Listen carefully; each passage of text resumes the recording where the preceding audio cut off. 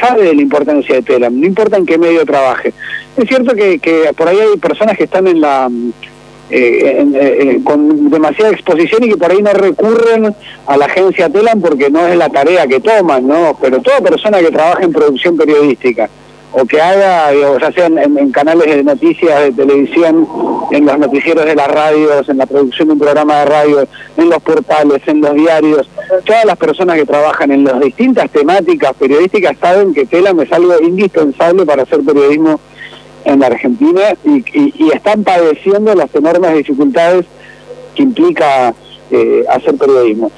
Sobre esta situación, bueno, creo que le corresponde a quienes han impulsado este proceso político hacer la correspondiente autocrítica. De alguna manera es una historia repetida, si pensamos en lo que pasó en Brasil, donde la prensa corporativa, como Folha de San Pablo, fue uno de los principales impulsores de la destrucción del gobierno de Dilma Rousseff y el encarcelamiento de Lula, y terminaron siendo perseguidos por Bolsonaro. Digo, de alguna manera, esta ultraderecha que ha avanzado en la Argentina no repara en límites en ese sentido, y bueno, los sectores que han contribuido a su crecimiento tienen que saber que eso no los va a salvar de también ser víctimas de los ataques y de la virulencia del presidente, que considera que cualquier cosa que no sea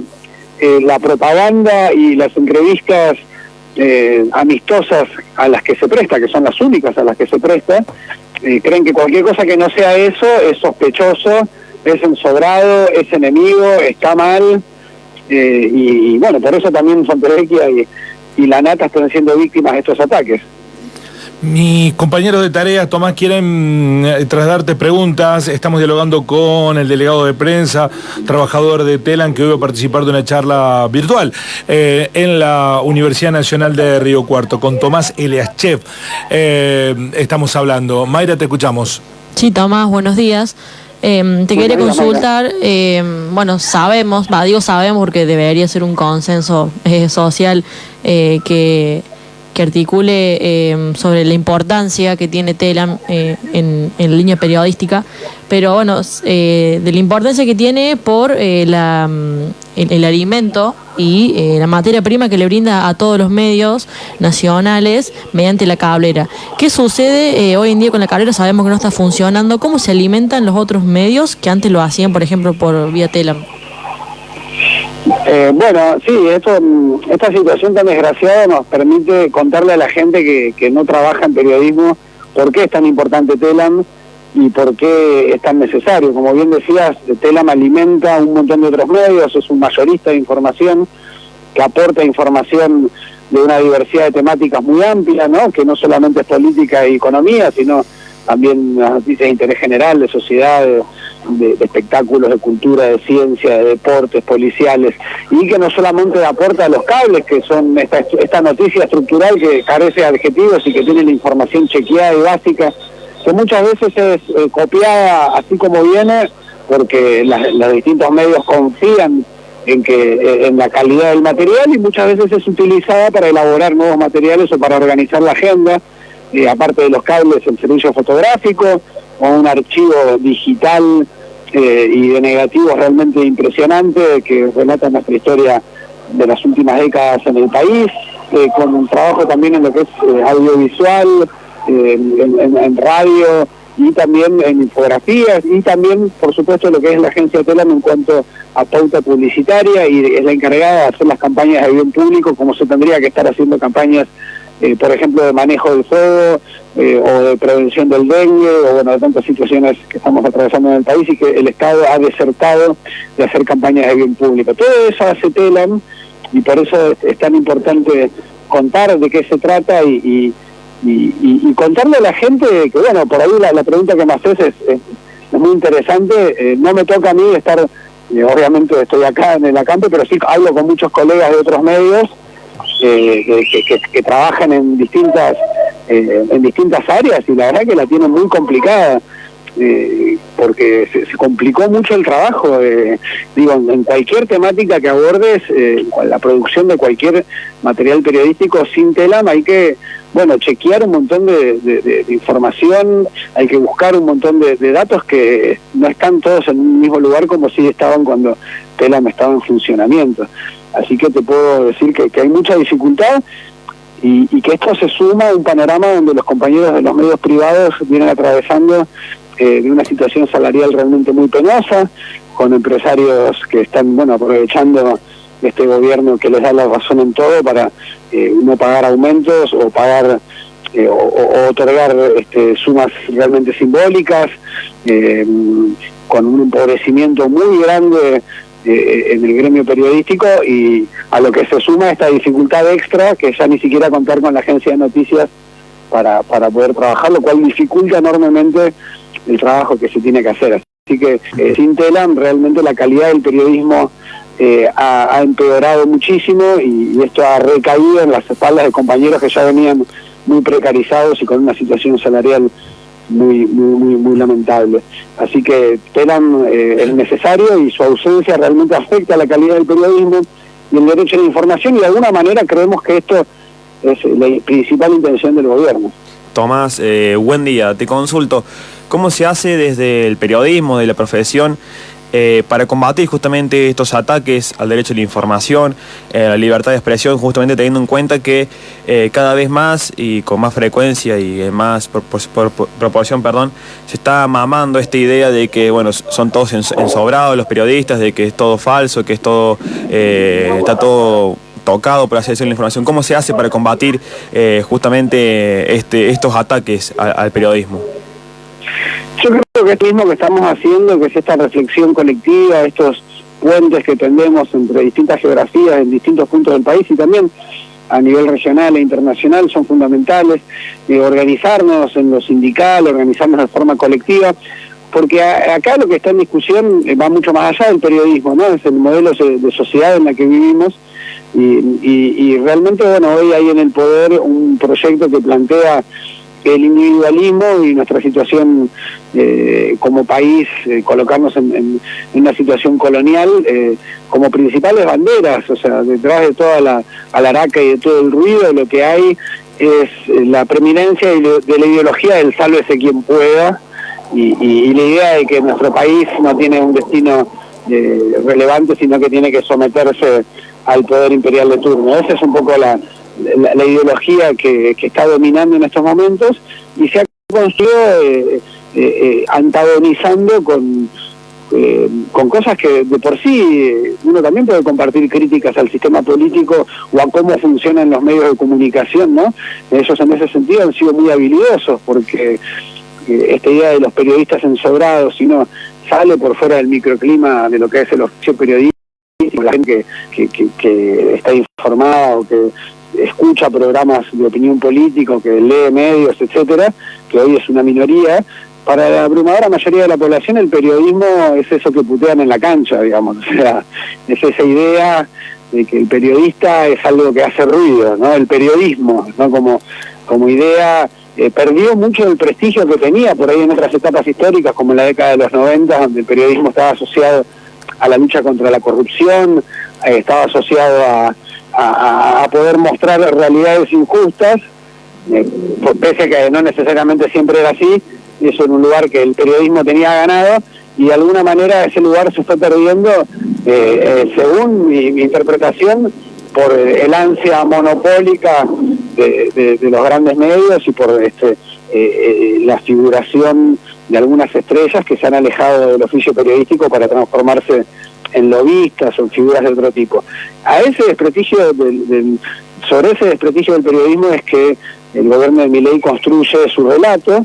en realidad poniéndose al servicio de grupos mucho más monopólicos aún, como por ejemplo Elon Musk, y esta idea que tienen ellos de que una agencia de noticias se puede reemplazar por Twitter, y este papelón que han cometido de creer en una cuenta falsa, esta cuenta de Jumbobot, y tomarla como cierta, no fue una casualidad, sino que realmente es un gobierno que toma como ciertas sus propias mentiras y que no va a dejar que la realidad ni ninguna información contradigan sus presupuestos. Así que hay que tener mucha paciencia para poder explicar esto, saber que hay muchas personas que están dispuestas a creer cualquier cosa, que ya ha perdido el sentido de realidad, que hay muchas personas que se han acostumbrado, de todas las edades, no solamente la juventud, sino gente de todas las edades que está dispuesta solamente a creer aquel mensaje de WhatsApp o aquel titular que ratifique sus preconceptos y que no está dispuesto a hacer una lectura crítica de la realidad que salga de los maniqueísmos o de las falsas dicotomías. Entonces, en ese sentido, esta vida post-pandémica en la cual los tiempos son cada vez más escasos y nadie tiene tiempo para nada, mucho menos para reflexionar y para formarse una opinión independiente. Entonces es muy difícil salir a hablar de esto. Sabemos que hay problemáticas mucho más acuciantes como la falta de alimento o el empobrecimiento, el cual nosotros también somos víctimas como trabajadores, del empobrecimiento de las grandes mayorías. Y entonces en ese contexto salir a hablar de la defensa de los medios públicos, de la defensa del periodismo, pareciera ser una cuestión secundaria, pero hay que tratar por lo menos de interpelar a quienes ya están luchando y a quienes ya están convencidos de que no hay que dejar pasar esto que está sucediendo, de que esta no es una discusión secundaria, sino que es una discusión de primer orden. Y sobre todo pensar cómo reconstruir los medios públicos y cómo fortalecer los medios chicos y medianos de todo el país, los medios cooperativos, comunitarios, populares, universitarios, cómo democratizar la pauta publicitaria. O sea, hay muchas iniciativas. Nosotros ahora estamos con esta iniciativa, con un proyecto de ley por una TELAN federal plural con control parlamentario, pero distintas iniciativas en distintos planos que nos permitan reconstruir el periodismo, que nos permitan reconstruir los medios, porque son necesarios, no somos reemplazables por las redes sociales. Está muy bien que haya redes sociales, pero son otra cosa que puede complementar o a través de lo cual uno también se puede informar, pero en ningún caso, y esto me parece el concepto más importante que hay que tratar de trasladar, sobre todo a los estudiantes de periodismo en comunicación y a la población más joven, que el trabajo individual que las nuevas tecnologías en cierto sentido favorecen, no reemplaza bajo ningún concepto el trabajo sostenido en el tiempo de un colectivo de trabajo. Y esas son las reacciones, y eso es lo que hoy está en riesgo, las reacciones, porque en las reacciones se trabaja de una forma colectiva y hay una lectura de la realidad a través del tiempo. Y esta forma con la cual Milei pretende instalar todo el tiempo el debate necesita de un presente eterno, donde solamente se habla de lo que pasa en el día y se olvida lo que pasó la semana pasada. O sea, no hay correlato entre los hechos, ¿no? Es una cosa de permanente bombardeo y de agenda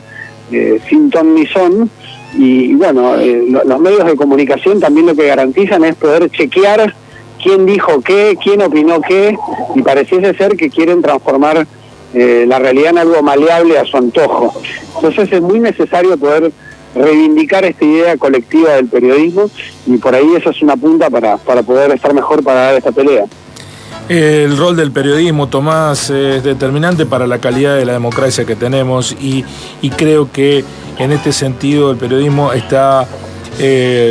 acechado por distintas realidades, una coyuntura tecnológica que lo está sometiendo a cambios que están más acelerados que los propios tiempos que el periodismo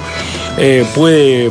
adaptarse, y además un ataque de este gobierno muy particular hacia los medios de comunicación. Celebramos el activismo de ustedes, nos solidarizamos con TELAN y convocamos a los oyentes del programa para que participen hoy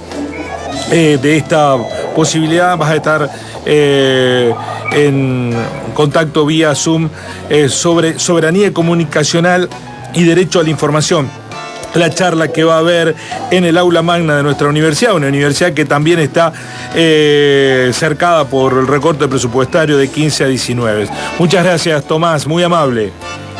Bueno, muchísimas gracias por el espacio y nos vemos pronto. Un abrazo grande. Y quiero decirte en el final que tenés que llevar con mucho orgullo ese apellido, él es chef, ¿no? Bueno, se cortó. Tomás él es chef, el papá de Tomás fue un gran periodista, también en otros tiempos y por otros gobiernos, como tiene que ocurrir con el periodismo. Ese es el rol, no otro. Acá se ha impuesto la lógica de que vos tenés que ser propagandista, si no te ponen en el banquillo de los sospechados. Si no sos funcional a las proclamas de los que están en el poder, te sancionan de alguna manera. Una de las formas que se tienen es la brutal que hace el propio Milei con los periodistas, ¿no?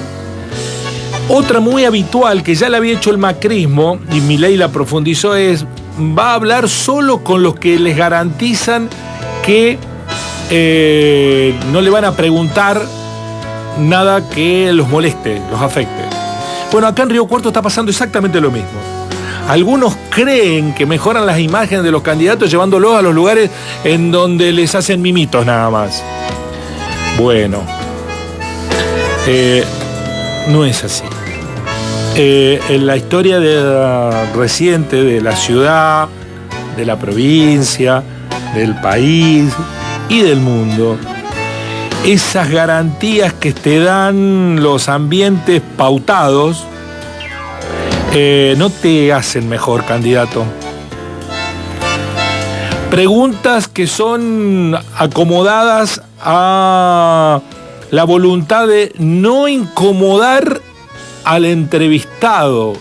para mejorar su rol, no lo ayudan al entrevistado, lo perjudican. El periodismo genuflexo se le nota la costura y hace que el entrevistado quede como una persona no respetada, sino todo lo contrario, como alguien al que le generan condiciones para que la pase mejor. Eso no te hace ni mejor político, ni mejor dirigente,